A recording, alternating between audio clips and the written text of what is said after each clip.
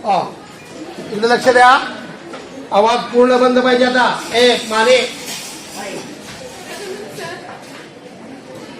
आज आपण संख्या रेषेवर अपरिमेय संख्या दाखवायची आहे. आता इयत्ता 8वी मध्ये आपण परिमेय संख्या अपरिमेय संख्याचा अभ्यास केला. प्रत्येक पूर्णांक संख्या ही परिमेय संख्या असते. ती परिमेय संख्या p/q या रूपामध्ये मांडतात. त्यानंतर एखाद्या संख्येचं वर्गमूळ काढलं किंवा एखाद्या संख्येला परिमेय संख्येला जर आपण दशांश रूप दिलं आणि ते दशांश रूप अखंड आवर्तीमध्ये नसेल तर त्या संख्येला अपरिमेय संख्या म्हणतात.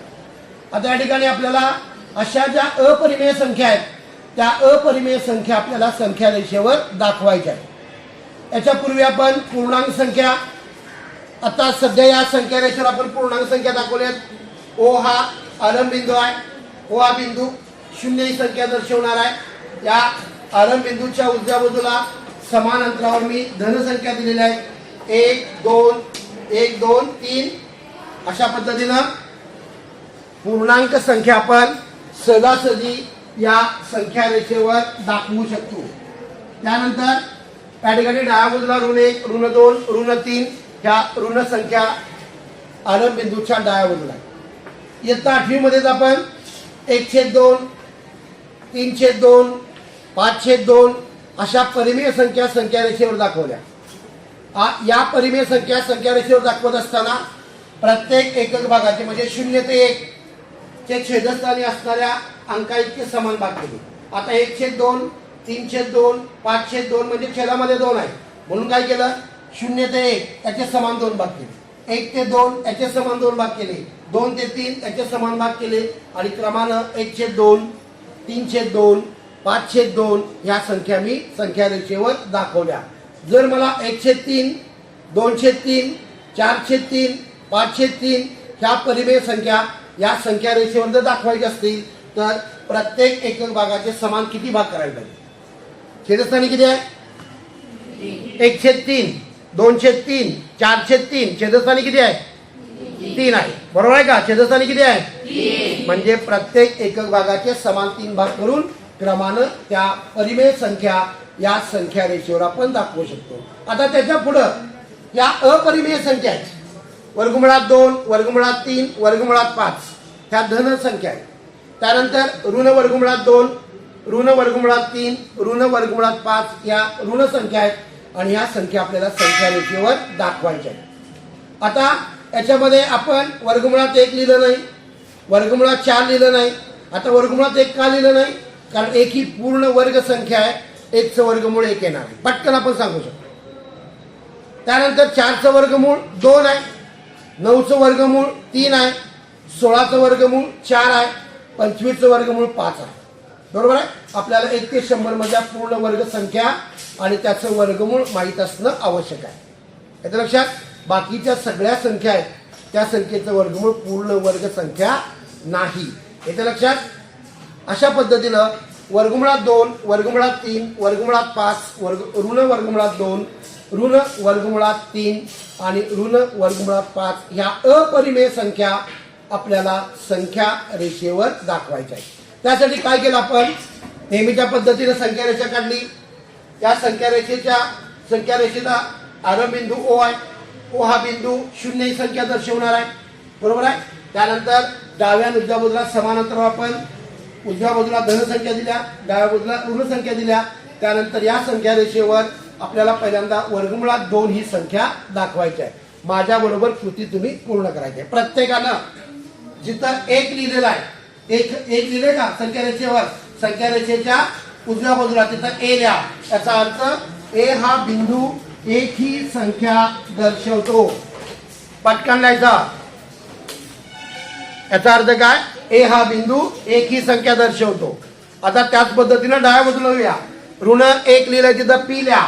याचा अर्थ पी हा बिंदू ऋण 1 ही संख्या दर्शवतो. प्रत्येकाला कोणता बिंदू कोणती संख्या दर्शवतो हे सांगता आलं पाहिजे. इथं ए हा बिंदू कोणती संख्या दर्शवतो, 1. पी हा बिंदू कोणती संख्या दर्शवतो, ऋण 1. लक्षात येत आहे. आता काय करायचं बघा, प्रत्येकानं पट्टी घ्यायची आणि जो ए बिंदू काढलेला आहे त्यातनं एक लंबरेषा काढायची मोठी. काढा लंबरेषा. लंबरेषा म्हणजे सरळ यायला पाहिजे. काटकोनी गुण्याचा वापर करून काढा किंवा पट्टीचा वापर करून काढा. प्रत्येकानं अशी लंबरेषा काढायची आहे. कुठलं काढायची आहे? बिंदू ए मधून रेषा एल ला लंबरेषा काढायची आहे.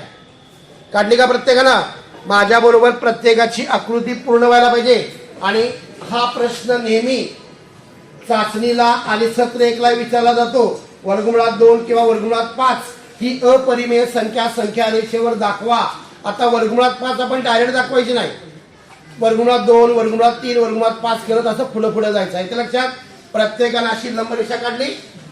आता प्रत्येकानं कंपास घ्यायचा. कंपास म्हणजे वर्तुळ काढण्यासाठी आपण जे वापरतो तो कंपास, कर्कटक, कोलमापक. आपल्याला साहित्याची नावं ओळखता आली पाहिजे.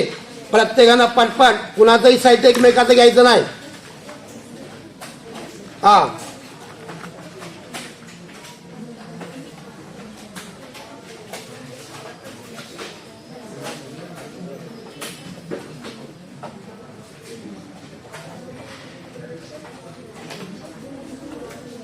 हा कंपास मध्ये बरोबर टोकदार पेन्सिल घाला.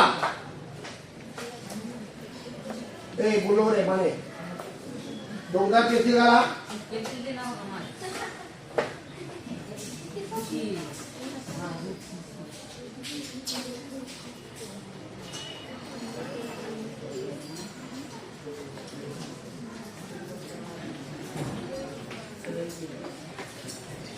प्रत्येकानं कंपासचं टोक ओ वर ठेवा आणि पेन्सिलचं टोक ए वर ठेवायचं.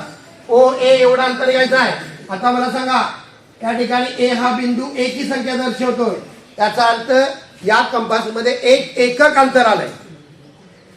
ए हा बिंदू एकी संख्या दर्शवतोय. आपण ओ ए एवढं अंतर कंपास मध्ये घेतलं. याचा अर्थ या कंपास मध्ये एक एकक अंतर आहे. लक्षात येत आहे? एक एकक अंतर आहे म्हणजे तो बिंदू कोणती संख्या दर्शवतोय तेवढं अंतर या कंपास मध्ये येणार आहे. ह्या कंपास मध्ये अंतर किती आहे?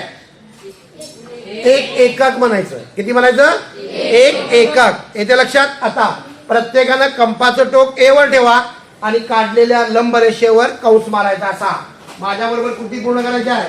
लक्षात येते का? मार लवकर रे. कंस मारायचा. मारता लंबरेषेला छेदणारा कंस मारला. आता जिथं तो कंस लंबरेषेला छेदलाय त्याला बी नाव द्या. बी नाव द्या. प्रत्येकानं कंसाला बी नाव द्यायचं आहे. ह्याच कृत्या पुढे करत जायच्या आहे. कुठेही कृतीत बदल करायचा नाही. प्रत्येकानं बी असं नाव दिलं. कुणाला द्यायचं नाव? आपण ओ ए इतकं अंतर कंपास मध्ये घेतलं. ए वर कंपासचं टोक ठेवलं आणि काढलेल्या लंबरेषेवर कंस मारला आणि जिथं कंस त्या लंबरेषेला छेदला त्या छेदनबिंदूला मी बी असं नाव दिलं. याचा अर्थ काय? इथं ए बी मध्ये किती अंतर आहे? त्या कंपास मध्ये तेवढंच एक एकक. ओ ए मध्ये अंतर किती आहे? एक एकक. आणि ए बी मध्ये सुद्धा अंतर किती आहे? एक एकक आहे. म्हणजे या ठिकाणी ओ ए आणि ए बी यांचं माप समान आहे. कारण तेवढ्याच मापाचा आपण कंस काढलेला आहे. आता मला सांगा, प्रत्येकानं पट्टी घ्यायची. या पट्टी आता लवकर पटकन. आणि बी मधनं एक रेषा अशी मारायची की ती रेषा एल ला समांतर पाहिजे. रेषा एल एवढीच रेषा मारा. काढा लवकर पटकन. अशा पद्धतीनं बघा, बिंदू बी मधून रेषा काढायची आहे. काढलेली रेषा एल ला समांतर पाहिजे. काढा पाठ पाठ पाठ. आवाज येता का? माने मार खाणार आहेस तो आता. माने साहित्य स्वतःच पाहिजे म्हणून सांगितलंय. कोण आहे तो? काढली रेषा बघा. आणि काढलेल्या रेषेला यम नाव द्या. रेषा यम समांतर रेषा एल. ही समांतर रेषा मी कुठनं काढली? बिंदू बी मधून रेषा एल ला समांतर रेषा काढली.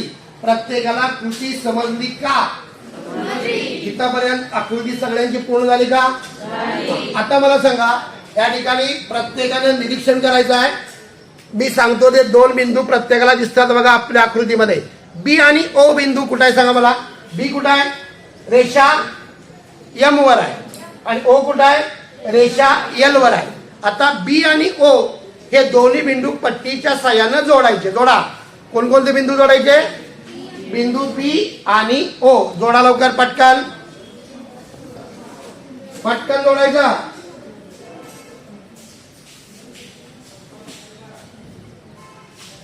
पटकन जोडायचं आहे. हा, आता मला सांगा, जोडल्यानंतर कोणती आकृती तयार झाली, काटकोन काटकोन मोठ्यानं सांगा, कोणती आकृती तयार झाली, काटकोन त्रिकोण. लक्षात येते.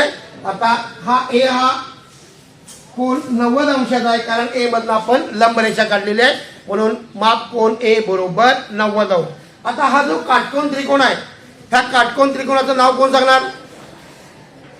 आता नाव बघा, दोन पद्धतीने सांगता येणार आहे. बी ए ओ बरोबर, किंवा ओ ए बी, कोणताही क्रम तुम्ही लक्षात ठेवायचा आहे. फक्त ए हा कोण 90 अंशाचा आहे, त्यामुळे ए नाव दोघांच्या मध्ये यायला पाहिजे. बरोबर आहे का. म्हणजे ह्या ठिकाणी बी ए ओ हा काटकोन त्रिकोण तयार झाला. आता या काटकोन त्रिकोणामध्ये ओ ए आणि ए बी ह्या काटकोन करणाऱ्या दोन बाजू आहेत की नाही. कोणत्या दोन बाजूमुळे काटकोन तयार झाला, बाजू ओ ए आणि ए बी यांच्यामुळे हा काटकोन तयार झाला. आणि ए समोर असणारी बाजू म्हणजे त्या काटकोनाचा कर्ण. मग या आकृतीमध्ये कर्ण कोणता आहे सांगा. ए समोर कोणती बाजू आहे, बाजू बी ओ हा ही बाजू आहे, आणि बी ओ हा या काटकोन त्रिकोणाचा कर्ण आहे. आता मला सांगा, ओ ए किती अंतर आहे, एक एकक. ए बी अंतर किती आहे, एक एककच आहे. म्हणजे ओ ए ची लांबी एक आहे आणि ए बी ची लांबी पण एक आहे. ह्या दोन किमतींचा वापर करून आपल्याला या काटकोन त्रिकोणाचा कर्ण काढायचा आहे.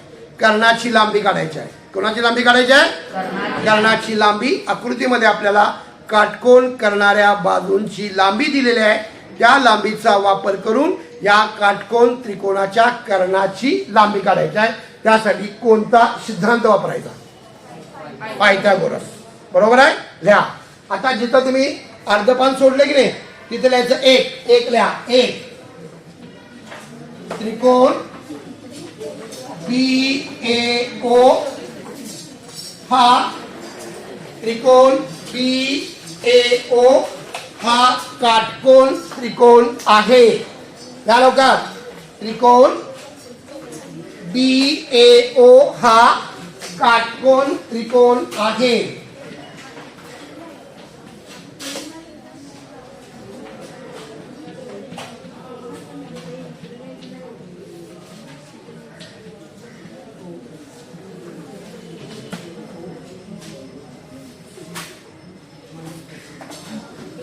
हा, लिहा. आता प्रत्येकाने माझ्याबरोबर लिहा.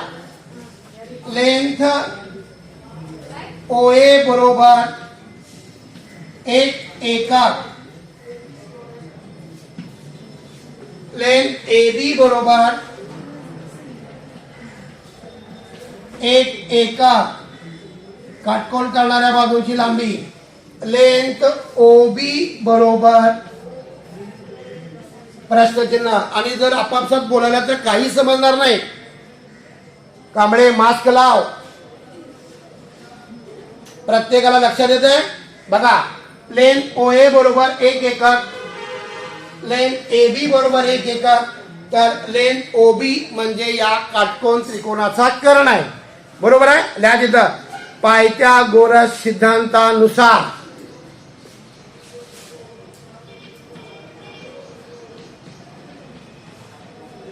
पायथागोरस सिद्धांतानुसार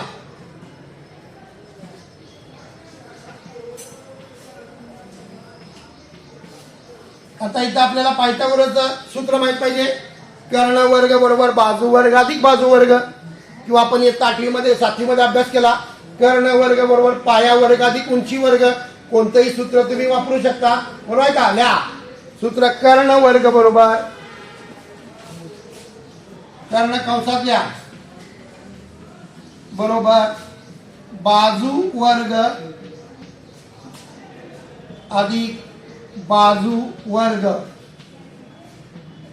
आता या काटकोन त्रिकोणामध्ये कर्ण कोणता आहे या लेन ओबी वर्ग बरोबर लेन ओए वर्ग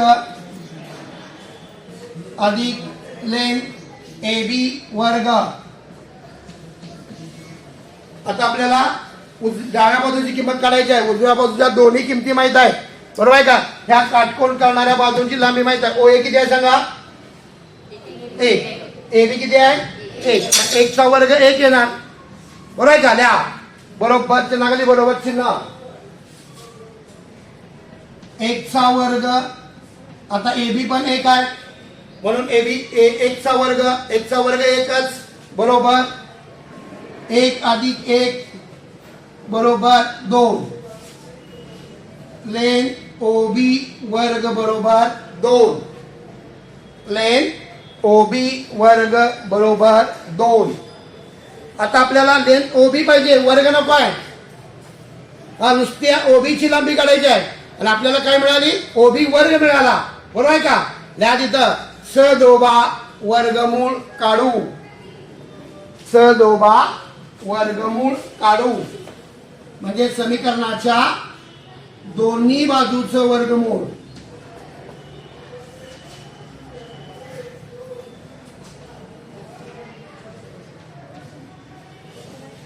म्हणून लेंथ ओबी बरोबर.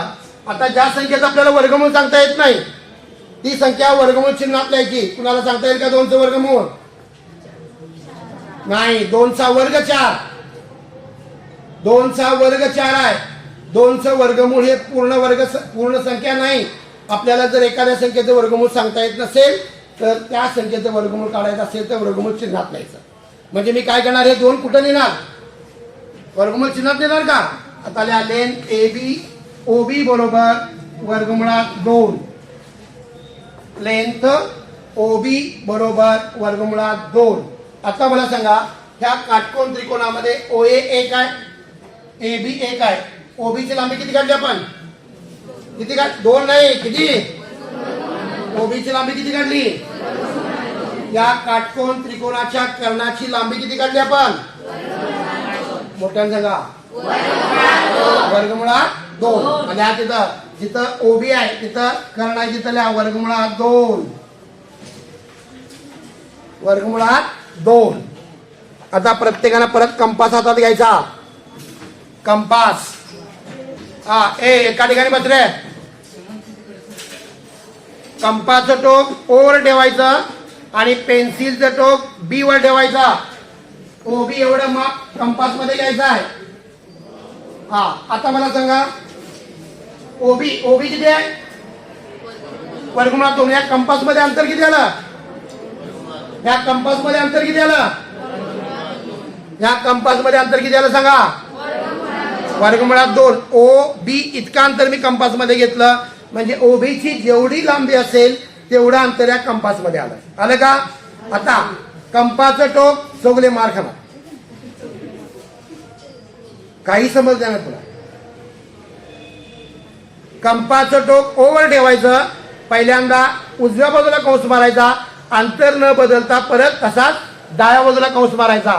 या कंपास मध्ये अंतर किती आहे वर्गमुळात 2. मारा कंस ओवर ठेवा.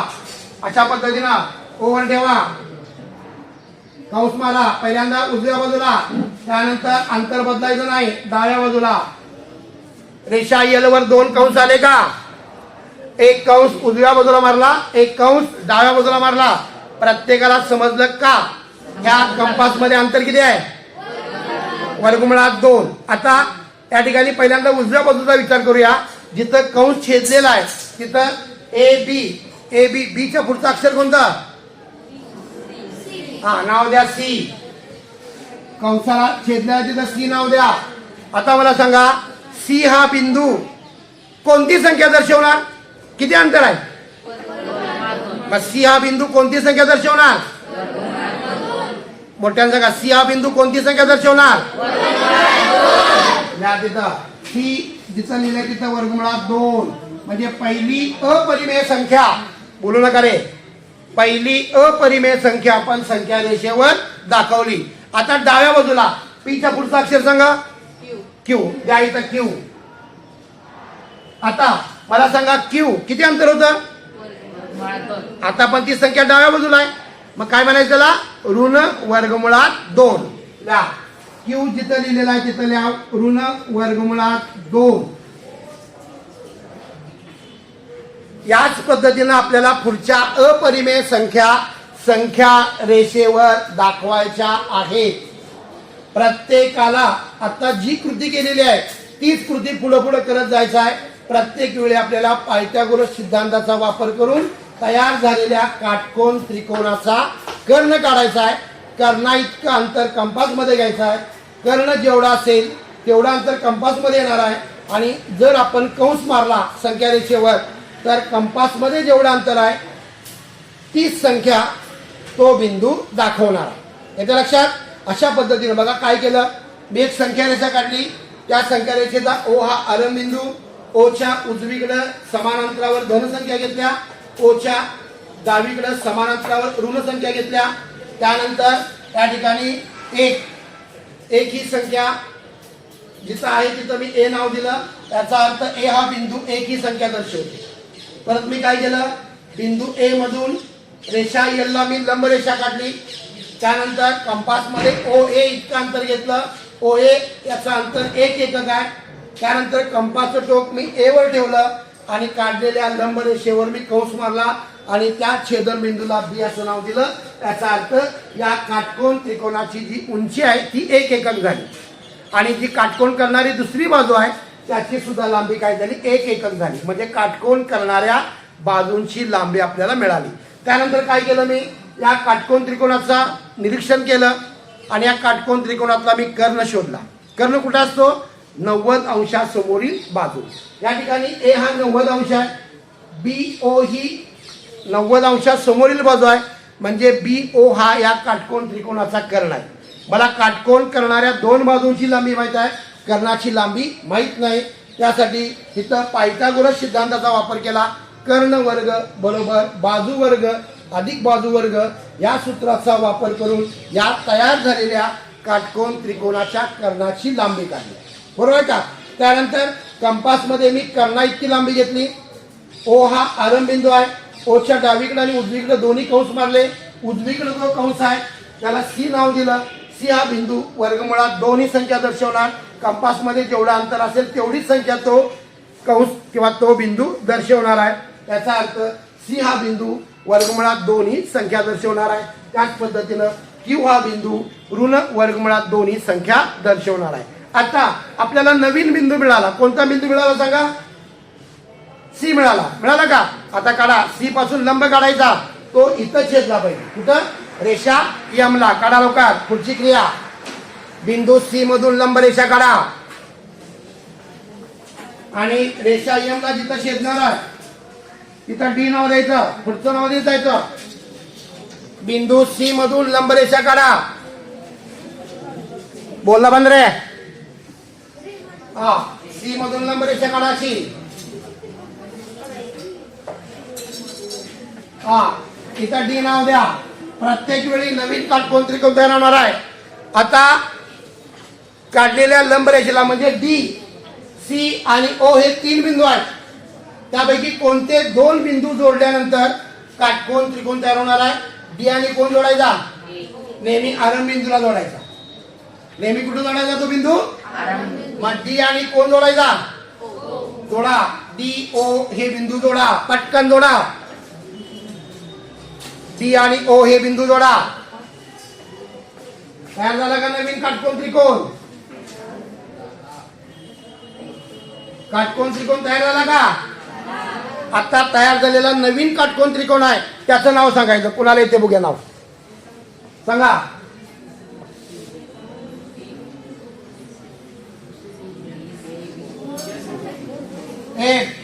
फालतूपणा बंद करा. मी ना काय विचारलंय? आता तयार झालेला नवीन काटकोन त्रिकोणाचं नाव सांग. लगे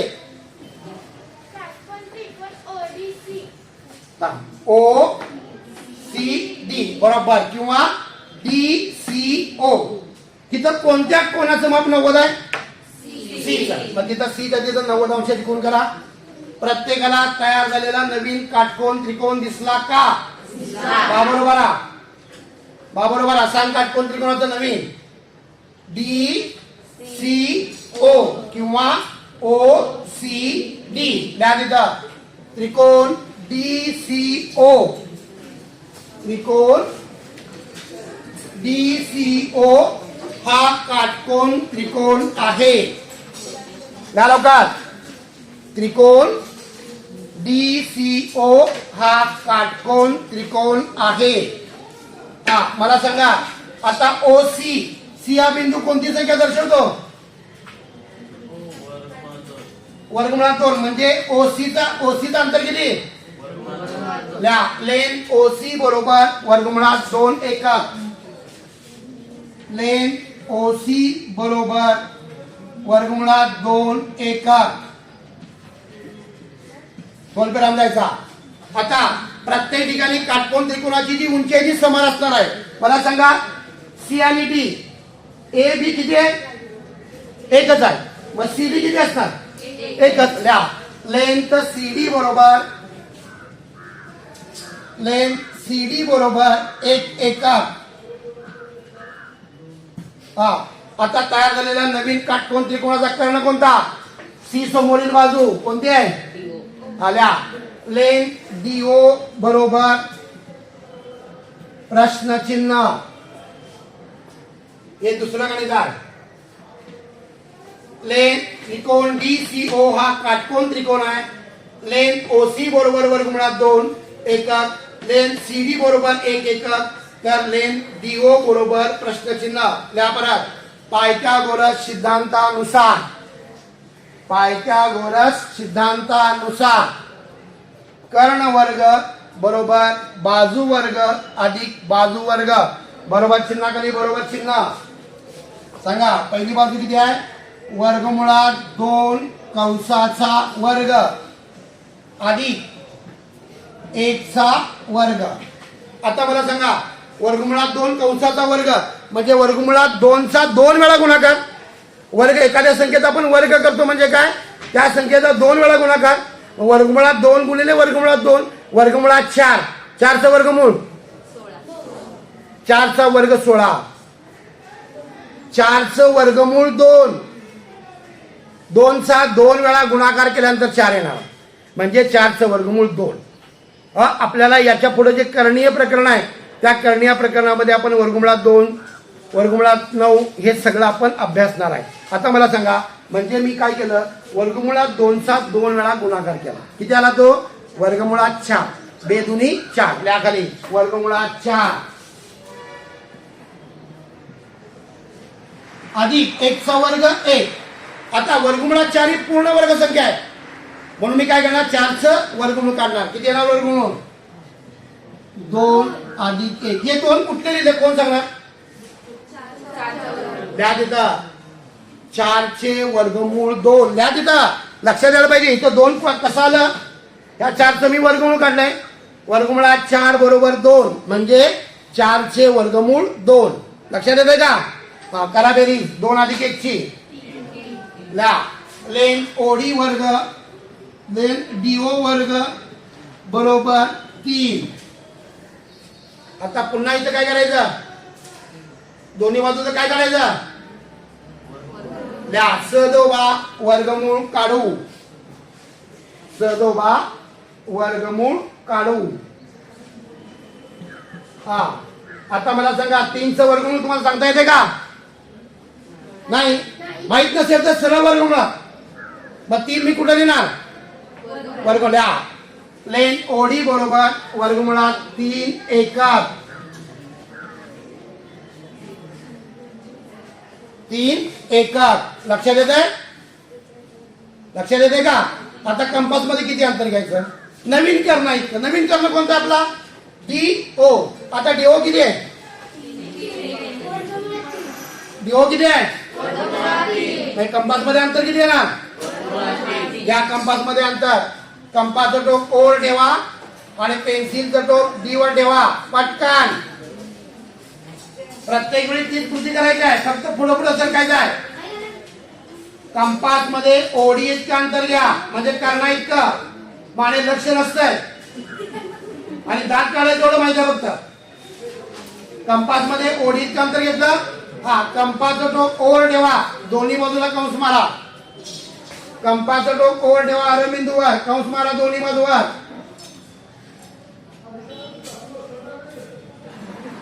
ए बी सी डी. पुढचं नाव काय? ई. त्या ई नाव द्यायचं. आता ई हा बिंदू कोणती संख्या दर्शवणार? किती अंतर आहे? कंपास मध्ये अंतर किती होतं? वर्गमुळात 3. म्हणजे ई हा बिंदू कोणती संख्या दर्शवणार? जेवढं अंतर आहे तेवढं. किती अंतर आहे? मग ई हा बिंदू कोणती संख्या दर्शवणार? या ठिकाणी ईच्या ठिकाणी लिहा वर्गमुळात 3 आणि इकडं पी क्यू आर. इकडे आर द्यायचं आणि आर हा बिंदू ऋण वर्गमुळात 3 ही संख्या दर्शवणार आहे. आपण आतापर्यंत 2 अपरिमेय संख्या रेषेवर दाखवल्या. वर्गमुळात 2 वर्गमुळात 3. वर्गमुळात 2 दाखवण्यासाठी जी कृती केली तीच वर्गमुळात 3. बरोबर आहे का? आता मला सांगा कोणत्या बिंदूतून लंबरेषा काढायची? आता नवीन बिंदू कोणता मिळाला? ई मिळाला का? द्या ई मधनं लंबरेषा काढा. पटकन ई मधनं लंबरेषा.